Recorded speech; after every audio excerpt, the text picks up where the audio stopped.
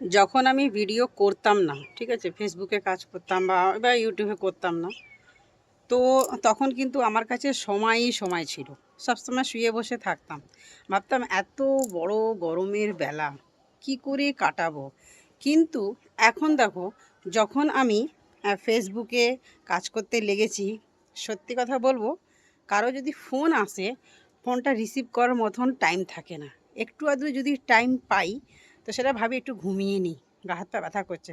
যদি বলো কেন এত ব্যস্ততা, কেননা আমাদের এই ভিডিও বানাবার জন্য না ভাবনা চিন্তা করতে হয়। কোন মিউজিকে গানের মধ্যে ধরো আমি রিলসটা শ্যুট করব, কোনটা করলে কপিরাইট আসবে না, ঠিক আছে, কোন জায়গায় যাব। সবসময় তো আর এক জায়গায় ভিডিও করা যায় না। ওভারঅল এই ভাবনা চিন্তা, তারপরে আবার ভিডিও শ্যুট করো, এডিট করো, আপলোড করো, আর ওভারঅল তো ঘরের কাজ আছে। যেহেতু আমরা গৃহবধূ, বুঝতেই পারছো।